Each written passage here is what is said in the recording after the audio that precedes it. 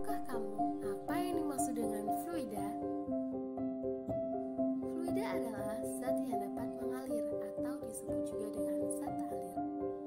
Terbagi menjadi berapa sih fluida itu? Fluida terbagi menjadi dua bagian, yaitu fluida statis dan fluida dinamis. Fluida statis adalah fluida dalam keadaan diam, sedangkan fluida dinamis adalah fluida dalam keadaan bergerak.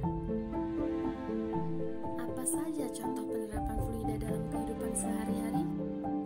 Contoh penerapan fluida statis dalam kehidupan sehari-hari yaitu dongkrak, hidrolik, rem hidrolik, dan lain-lain. Contoh penerapan fluida dinamis dalam kehidupan sehari-hari yaitu pipa venturi, penyemprot parfum, tabung pitot, dan lain-lain. Nah, setelah itu, apakah kamu sudah tahu apa venturimeter itu? Venturimeter adalah sebuah alat yang bernama pipa venturi yang digunakan untuk mengukur kelajuan aliran zat cair. Venturimeter terdapat dua bagian, yaitu manometer dan tanpa manometer. Prinsip kerja venturimeter manometer adalah aplikasi gabungan antara venturimeter dan tabung pitot yang berfungsi untuk mengukur laju fluid. Untuk venturimeter manometer dapat menggunakan rumus sebagai berikut.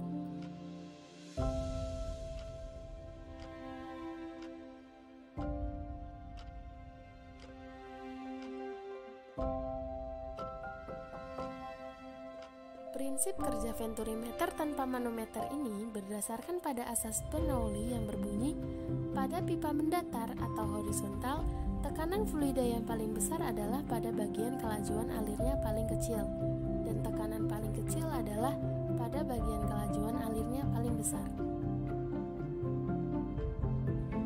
Untuk venturimeter tanpa manometer dapat menggunakan rumus sebagai berikut. Adapun kelebihan dan kekurangannya. Kelebihan, yang pertama, pembacaan pengukuran lebih akurat. Yang kedua, dapat digunakan untuk pengukuran fluida dengan aliran yang kecil.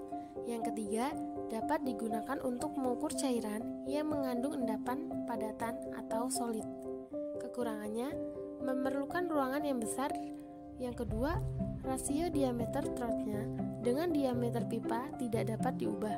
Dan yang ketiga, harganya relatif mahal. Nah, untuk alatnya, yuk simak video berikut. Assalamualaikum warahmatullahi wabarakatuh. Kami dari kelompok 5, Pak TPP 41A, ingin memenuhi tugas RPL Fisika Dasar yang berjudul pipa venturimeter. Berikut kelompok kami. Perkenalkan, saya Abdullah Nurjana dari Prodi Teknologi Pangan dengan NIM 120350032. Perkenalkan, nama saya Asyifa Pratani dari Prodi Teknologi Pangan dengan NIM 1203500. Perkenalkan, nama saya Insinyur Cisina Mentoro dari Prodi Teknologi Pangan dengan NIM 1203521. Perkenalkan, nama saya Asyifa Jega dari Prodi Teknologi Pangan dengan NIM 120350003. Perkenalkan, nama saya David Nurjana NIM 1203500. Berikut, kami ingin menampilkan cara kerja pipa venturimeter. Berikut alat dan bahan. Yang pertama, pipa berukuran 1 inch yang sudah dilubangi. Lalu yang kedua, pipa berukuran setengah yang sudah dilubangi tengah-tengahnya. Dan yang ketiga, pipa L atau pipa siku yang berukuran 1 inch. Yang keempat, pipa L atau pipa siku berukuran setengah inch. Lalu pipa sambung ukuran 1 dan setengah inch. Lalu kita mempunyai selang plastik ukuran 1 meter. Lalu bahan-bahannya itu ada den plastisin, minyak,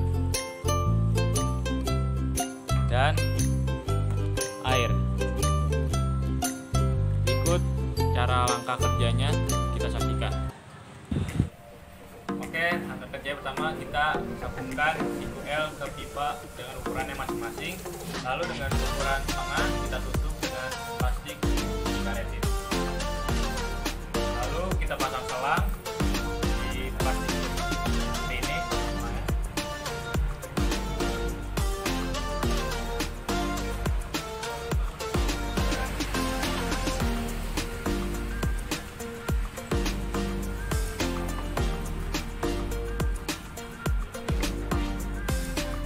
Ini ditutup agar tidak ada udara yang masuk.